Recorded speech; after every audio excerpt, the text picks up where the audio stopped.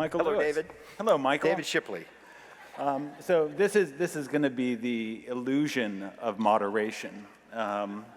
We're just going to let a conversational Mississippi wash over us. Good. And I thought maybe, Michael, we would start with the book before we move on to other things.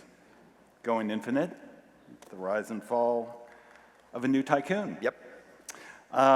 So it's been a minute since we talked about the book, and I bet some of the folks here have heard you talk about it. The book ends in a tantalizing spot before Sam Bankman-Fried's trial. So why don't we begin with a little bit of a catch-up? What has happened to Sam? What is about to happen to Sam? Do you think we need to set it up a little bit just to explain I what was it's about? hoping you might do that. All You right. might talk about What the book is. what the book is. Right. It is. Very briefly, if you don't know what the book is, it's the main character This is the book. Sam Bankman-Fried. Yeah, and it's the story of a cryptocurrency exchange called FTX, and it's a story that I really backed into in a very accidental way.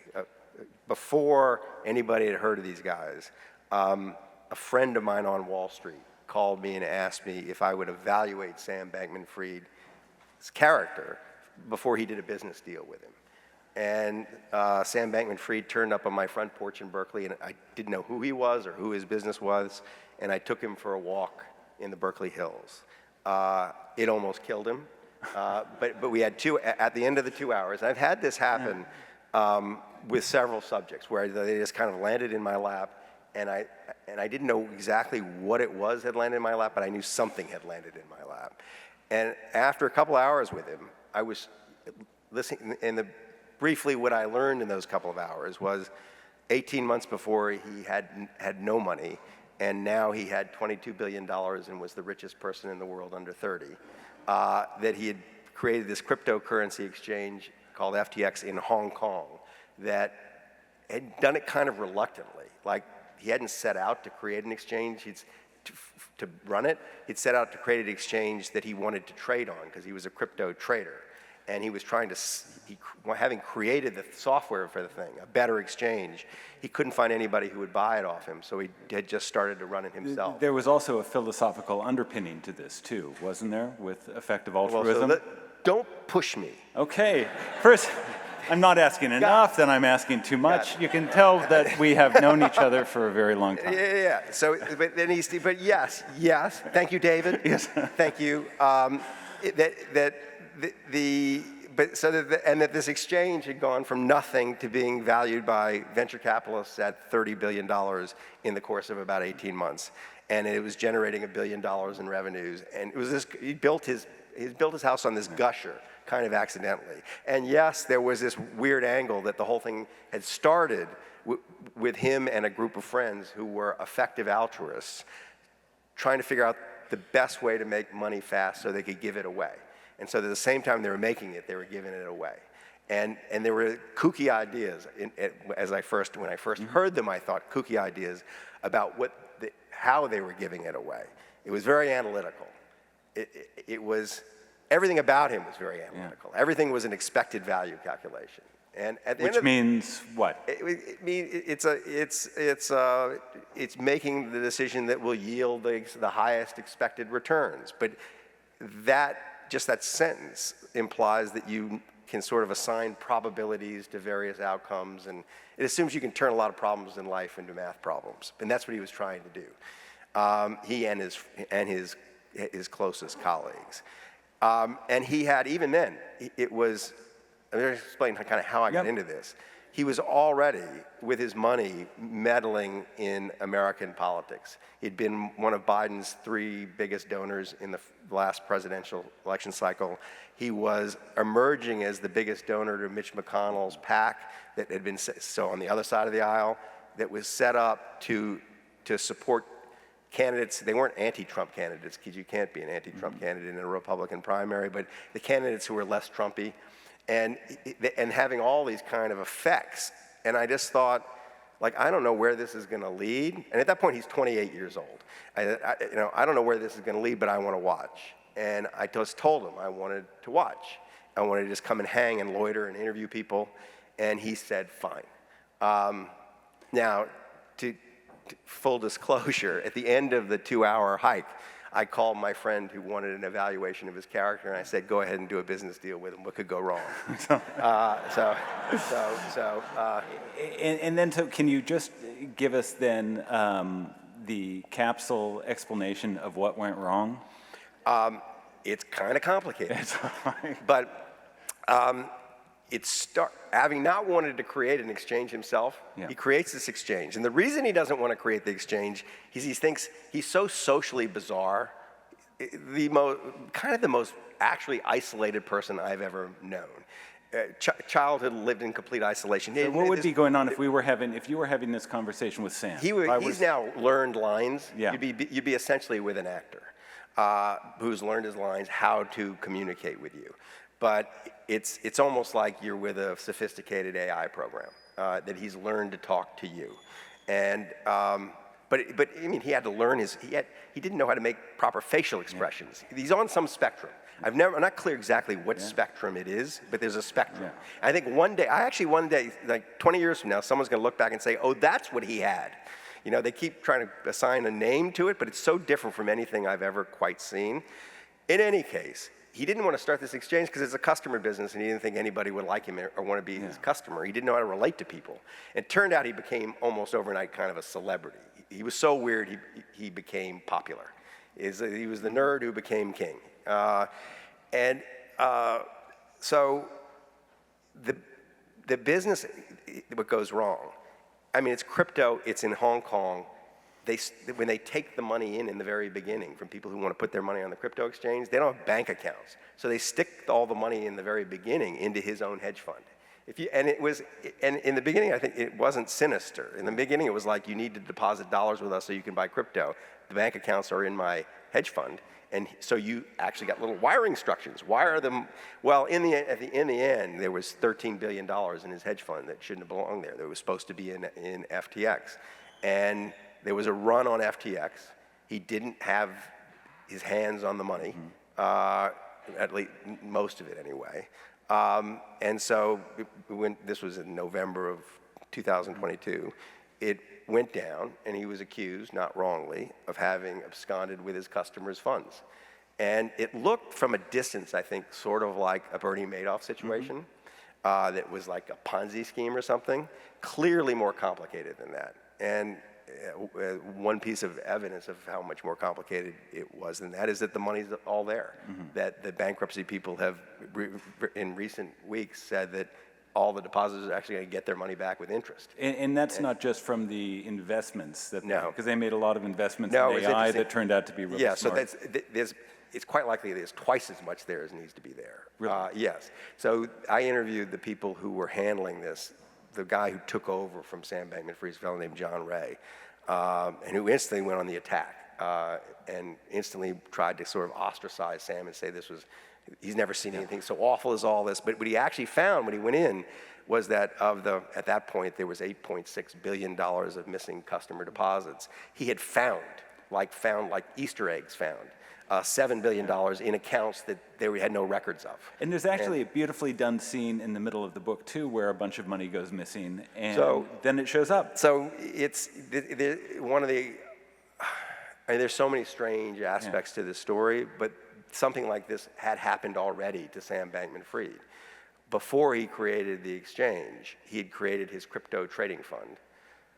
I'll just back up one second, because one of the things that really interested me about him in the very beginning was he had come out of the world of high-frequency trading. He had worked for the fanciest high-frequency trading firm on Wall Street, Jane Street. And one of the things that's happened on Wall Street in the last 15 or so years is the rise of these automated trading firms. They are now the smart money at the table. They occupy roughly the same social position on Wall Street that, say, Salomon Brothers did when I worked there. That's the place you want to be, and it's where the most money is being made, and it's where the smartest people go to work, and they're private firms, totally opaque. Like, you can't get picked, you don't get a window into it. And Sam Bankman-Fried had been an exceptional trader at Jane Street, and he was willing, unlike anybody else that I ever met at Jane Street, was willing to tell me exactly what he did. And it hired a dozen people from Jane Street who were also willing to tell me what they did. So he was a window onto that and what trading had become. And I knew that was going to be part of any story I told. And the way he could measure risk. Yeah, but how he gets to where he ends up is Jane Street, what they are doing is they're seeking to find tiny arbitrage opportunities in the market. I mean, a crude one would be, I don't know, Apple stock is trading a penny cheaper on this stock exchange than it is on this stock exchange, so you buy it here and you sell it there, and you do it so fast nobody knows what happened. That's a stupid example, but that kind of thing. But the edges that they have are so trivial, I mean, so slight, that it's like, and you can only execute them if you're doing them very fast, if you have speed advantages on everybody else, because they go away. He's sitting at his desk at Jane Street, and he looks at this new market called cryptocurrencies. And a Bitcoin is trading in Japan at 20% more than a Bitcoin in the United States, like a 20% price difference. So the arbitrage gap is huge. It looks like, it's like this, why am I bothering to do this with Apple stock for a penny when I can do it with a Bitcoin for $10,000, you know? And it's, and so he starts really the first crypto, quantitative, high-frequency crypto trading firm. And he starts it, it's a fly-by-night operation in Berkeley, California, 1.5 miles from where I live, with 20 people in his little movement of effective altruists, none of whom have ever had any financial experience. So and it's him and 19 perfectly smart, nice people, but who didn't know what they were doing. And in short order, and they raise money from other effective altruists. They raise some millions of dollars in capital to go attack this inefficiency in the market so they can give the money away to other people. Within about 4 months, Sam has created such chaos, and the money is actually missing, that so much of the money is actually missing, they actually don't know where it is because he's kept no records. That half the effective altruists are at war with the other half of the effective altruists. Half the effective altruists think Sam is a criminal who must have stolen the money because the money's missing. And the other half think, well, Sam seems sort of plausible, maybe he's clearly chaotic, maybe we're overreacting. And the firm splits. Half the people walk and accuse him of being a criminal. And weeks later, they find all the money. And it's like it was just chaos, and that was a foreshadowing of what was going to happen on a vastly larger scale with FTX.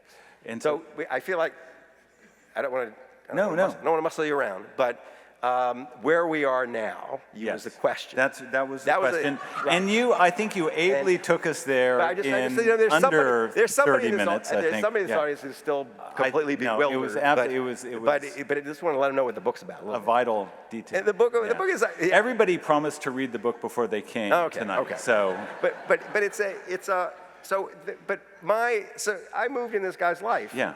And I was a fly on the wall for a year.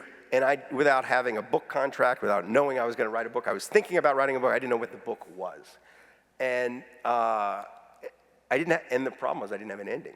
I didn't know where it went, and I had. So there's a. So can I just pause you? So if you didn't have an ending, why didn't you wait? He gave me the ending.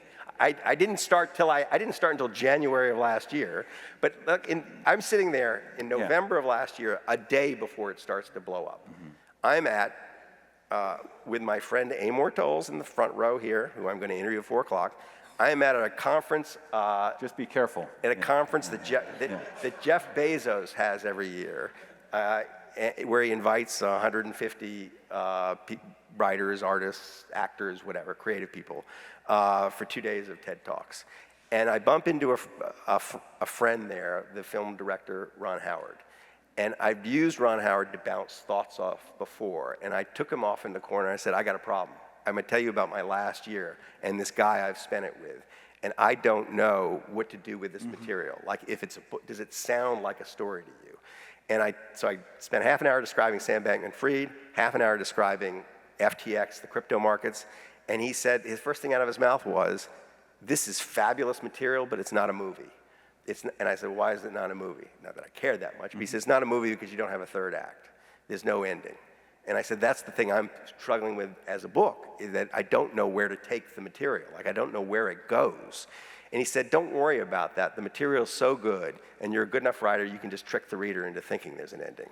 And it's true, you can do that. Yeah. You know, I had thought, you know, there are lots of different structures. It was a travel book but I didn't have any way to start it. So I hadn't called my publisher and said, I'm writing a book.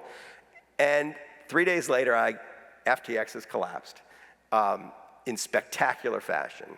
And I get an email from Ron Howard, and it says, can I direct the movie?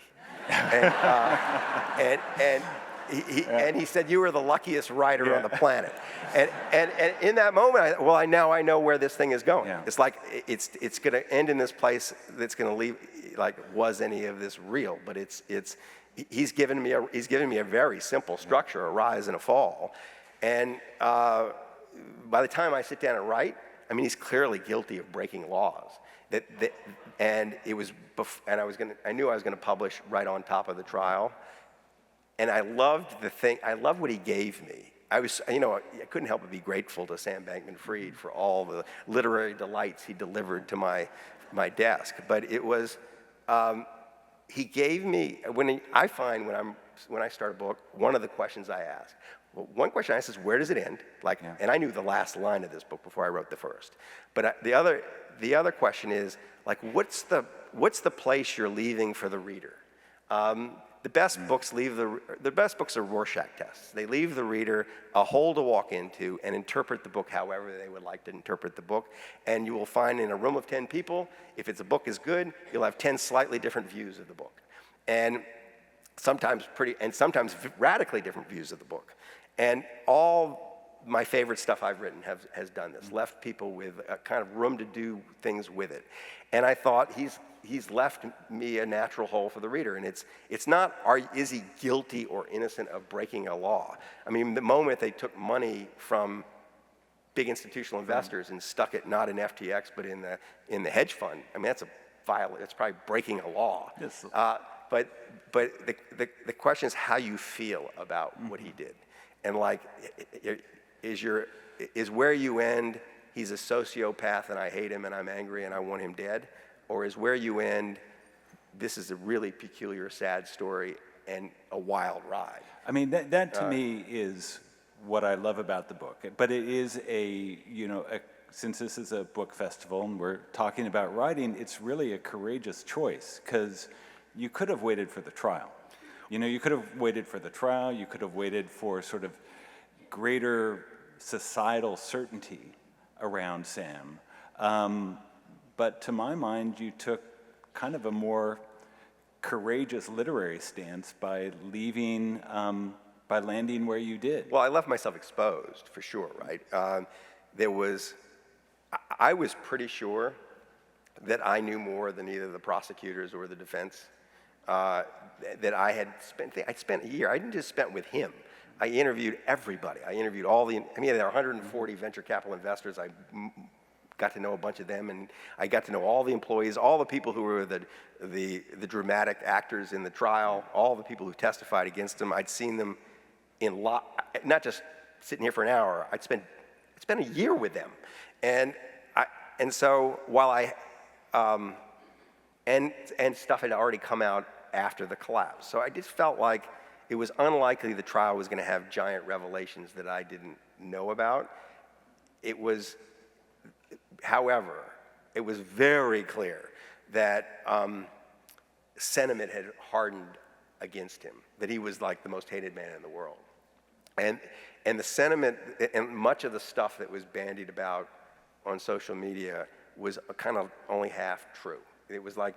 Do you have an example? A simple one was like, there were, in the days right after the collapse, there were videos of him in Argentina saying he fled to Argentina. And the actual video, and it was for a stretch, Sam Bankman-Fried has fled and is hiding in Argentina. I was watching them with him in the Bahamas.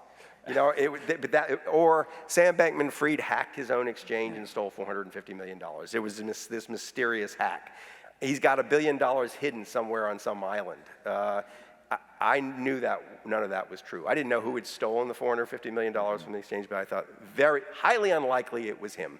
And indeed, they've since found out there were 3 numbnuts in Chicago who did it. Yeah. Now, But it's so I didn't feel like, oh, I'm at risk here because the trial is going to dig up lots of stuff I didn't know about. I did think and I was very aware of this, I'm at risk here because everybody hates the main character. And I know him in a more rounded way. And as you get closer to him, never mind me, the people who knew him in his inner circle, the people who were the most damaged by him, the people who had the right to be the angriest about him, felt the most sympathy towards him, that it was a complicated, psychological human story. And I knew if I told that story, it was going to piss the hell out of people. Yeah. And that there was going to be an eruption. So I had... I do think you have to, it's very useful to be very aware. Try to hear the little voice on your shoulder that's trying to make you, that's keeping you scared of something, is preventing you from saying what's true because you have a sense of how people might react negatively to it, and try to lean against it. So I was aware that I had a loud voice in my ear saying, watch out, the reader's ready to pounce on your main character and hate them, and not see him actually as he was. And if you paint him as he is, you are going to get some blowback. But this has been true of every book. Every book I've written has pissed off somebody, in some cases lots of people. And have you known what it was? Because it strikes me, you write this thing, and it comes out of you, and you send it out into the world. Yep. And the world does with it what it wants, and the world can do different things at different times. Absolutely. And, whether it was, Moneyball disrupting a certain world, Flash Boys, the Blind Side, which was probably the least disruptive book initially, and has, No, The Blind Side, when it came out, was utterly unobjectionable. Yeah. It's funny what's happened with The Blind Side. Should we talk about The Blind Side for a moment, since we're in the neighborhood of things that irritate people? Yes. So we were on, not in this stage, but at this book festival last year, I was on stage with Sean Tuohy, talking about the main character. He's the dad of The Blind Side, the Tim McGraw character in the movie. And married to Sandra Bullock. Married to Sandra Bullock. Yeah. Actually, when Sean saw the movie of The Blind Side, Sandra Bullock's character was so closely modeled on his wife. I was sitting next to him. He goes, "Oh, there are 2 of them." it was like this. So we're going to be coming back to Sam. Yeah. Okay. We are. But just quickly to talk about what's happened with The Blind Side since. So The Blind Side comes out. The main effect is across America, white families start adopting black children. I get more letters from people who said, we've read this book and bizarre, mainly in the South, actually. And, but mainly the book is ignored. Worst selling book I've ever had coming out of the gate. And it was not hard to see that coming. It was a family no one had ever heard of. It was an obscure small story. It was a book mostly about football. Mostly about football strategy. Yeah. And the truth is, you can write the worst baseball book in the world and 40,000 people will buy it. You can write the best football book and it will go unread. If you put a football book in the Louisiana Superdome during a Saints game, you could leave it there with it open, and not a single word would be. 70,000 people could walk by it, and no one will stop to read a sentence. What book would they open? They don't read open books. Football people don't read books. And it's kind of a mistake to write a football book just for starters. But if you're gonna write a football book, do not put a chick flick in the middle of it. And it's like someone put a chick flick in my football book, and that football reader, one reader who picks up the football book and finds a chick flick, it will murder you. Yeah. And so it was just like this book just fell between 2 stools. And I love the book. I mean, I love the story. I thought this story was a very simple story. The structure was this boy is a 15-year-old homeless kid in the streets of Memphis, literally eating out of garbage cans and couch surfing and sleeping on the streets, and kind of thought to have an IQ of 90, They had measured his IQ at 90. He had not shown up at school for months at a time. His transcripts were appalling. He was about to get tossed out of this Christian school he'd just been enrolled in. And he gets picked up by the Toohey family and brought into their house. And he moves in, and 2 years later, his IQ is up 30 points. He's getting B pluses in school, and he's been discovered as a very, very valuable left tackle. Mm. And it's like, what are the forces in the world that take this boy we're about to throw away and turn him into this highly prized 18-year-old? And some of those forces were things that had happened in football strategy that made what he did so uniquely valuable. And part of it was a mother. And they showered him with love and, problematically, lots of money. Mm-hmm. They bought him a truck, they bought him clothes, they housed him, they fed him, all the rest. And all that was against the rules at the time. Once he became a prized athlete. The minute Michael Orr said he wanted to go to Ole Miss and play football, where the Tooheys had gone, mm-hmm. where Sean had been a star basketball player, the NCAA was all over them. Because at that time, you could not so much as buy an athlete lunch. Very different from today. So it was just flipped. Yeah. Right? People forget this. And I watched them. I watched this happen. They explored adoption, and instead they did this thing at the time. It's now got this conservatorship, but it's in the book, legal guardianship, and they did it to hide, to mollify the NCAA, persuade the NCAA that this wasn't just a gift to an athlete to go to Ole Miss. The NCAA actually said to the Tooheys, we're worried in the SEC that white families are going to start adopting black children to play for their alma maters. That was the concern. It sounded. And you heard this from the NCAA. Yes, yeah. I interviewed them. It was preposterous, but that's what the fear was. Maybe not so preposterous in the case of the SEC. Yeah. The Pac-12. It wouldn't happen in the Pac-12. Yeah, it wouldn't happen in the Pac-12. But what Pac-12? But anyway, if you're going to do this, you're going to adopt a quarterback, not a left tackle. Yeah. Right? and so it was just the whole thing. So the whole thing, the legal stuff, which in retrospect is made to look very squirrely, like, why are you doing that? Like, are you doing it to take his money? Was actually to give him money. And also served this knock-on effect, had this knock-on effect of being able to give Michael Orr money for the movie. So I sold the movie rights. Yeah.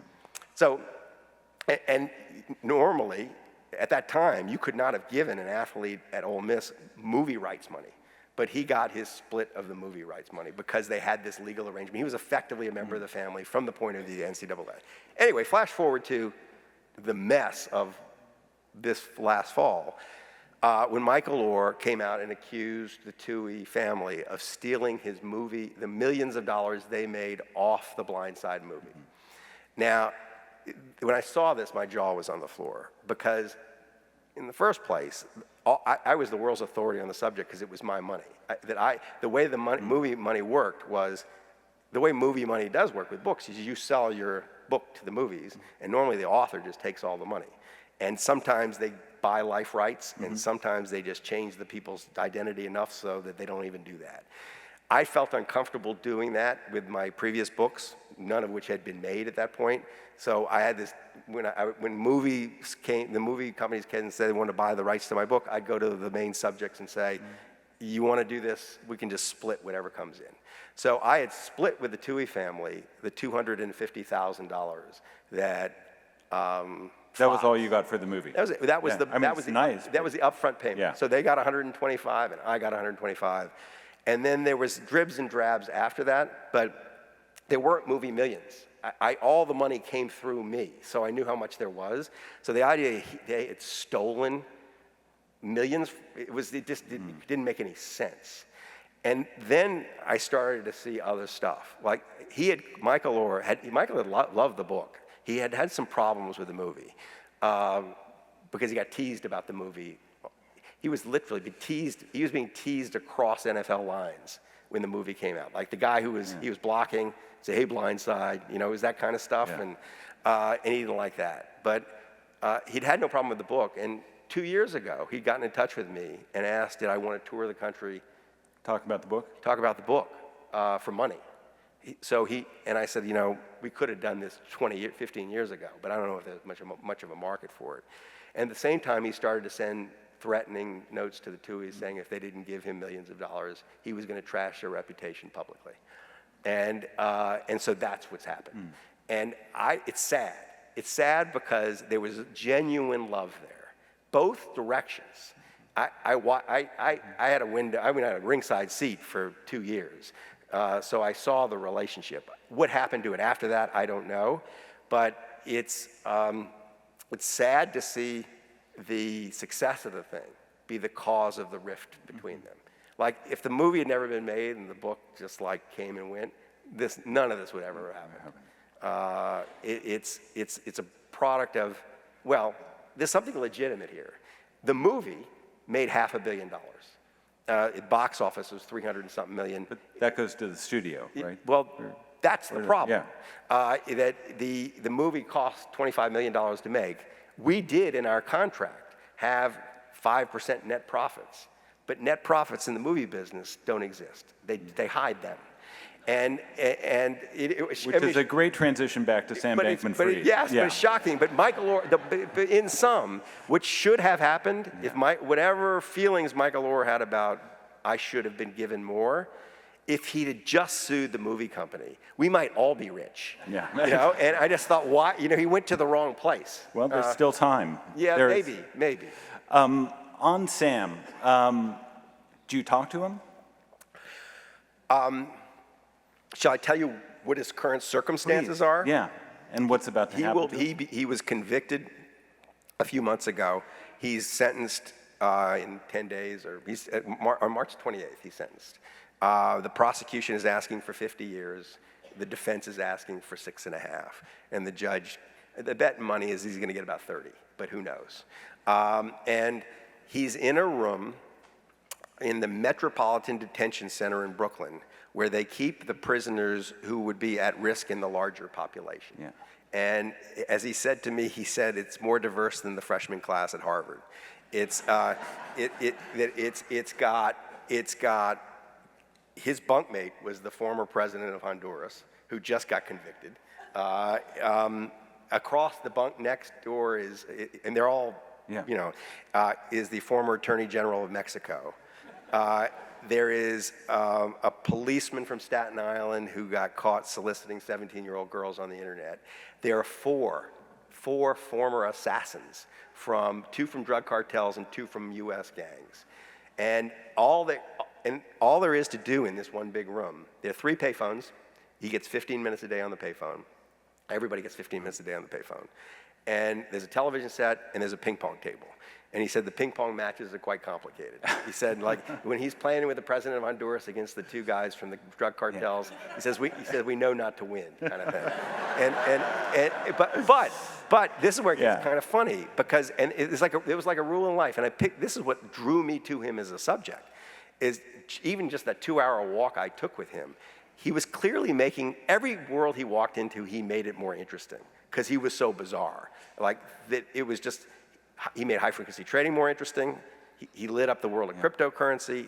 The effective altruist stuff was more interesting coming from him. He's made jail more interesting. And so I get this in snippets because I've talked to him 6 times. But he told me that when the book came out, in October, the day before the book came out, 60 Minutes did a big piece on the book. And they turned the TV to 60 Minutes, and everybody all 30 prisoners gathered around and watched this 30 minutes about Sam Bankman-Fried, as did the prison guards. And at the end of the show, the prison guards started asking him for crypto trading advice, and have not stopped. Have not stopped. And so he is a technical financial advisor to the crypto. But the other thing that happened, he said from like under half the mattresses of the prisoners came business plans, that all these guys had ideas for businesses and they needed help figuring out how to solicit venture capital and how to manage risk, how to pitch it, how to write the proposal, all that. So Sam is essentially playing the role inside that cell that he played outside in the world. So do you think he's changed? No. No. Not at all. Not at all. Zero. No, he doesn't have the capacity to change. No. The world changes around him. So this is like, there's so many false notes in the cheap understanding of this story. One of the truest things about him is that he doesn't change, the world changes around him. He goes from being a perfectly isolated little child, like not a friend in the world, no interaction socially with his classmates in like high school, the weirdo at class, in the school, to 10 years later, he's the richest person in the world under 30. And when his high school classmates bump into him, they expect to find this changed person, because how could that guy be that guy? And they meet him and they go, oh my God, he hasn't changed. He's just the same guy. The world changed around him. So he doesn't change. Change is only when he does change, it's in superficial ways, like learning facial expression, like learning to smile when you say something that's possibly amusing, but that you didn't find that funny. Since we only have a couple of minutes, I want to talk for a second about the world changing. And, as a writer, you are shaped by the world around you. You grew up here, and I have to imagine it's impossible to grow up in New Orleans and not be shaped about it. How did it shape you as a writer? I think it's highly unlikely I would have become a writer if I didn't grow up here, and the kind of writer I am anyway. Although I had absolutely no literary ambition at all. I've told this story so many times. This will give you an idea of where we're going. So when I connected with the Blind Side story, it was because I was traveling through Memphis. I was writing a piece about my high school baseball coach, and I thought, Sean Tui lives here. I'd call him. We played on the same high school baseball team. This is where I meet the Blind Side story, by accident. Sean picks me up at the airport, and I had not seen him since we were 17 years old. And the first thing out of his mouth is, so who writes your books? And I said, I write my books. And he says, no. I mean, you market them so well. You're great on TV. I love how you sell them. But like, who puts the words on the page? And I said, Sean, I put the words on the page. And he says, I swear to God, what he said was, no, you don't. You're a dumb shit like me who got C's in English and sat in the back of Dr. Francis's English class. There's no way you write the books. Who writes the books? And so I was not in a literary kind of culture coming out of here, but it was a storytelling culture. It was, Sean Tui, you sit down, you're not bored.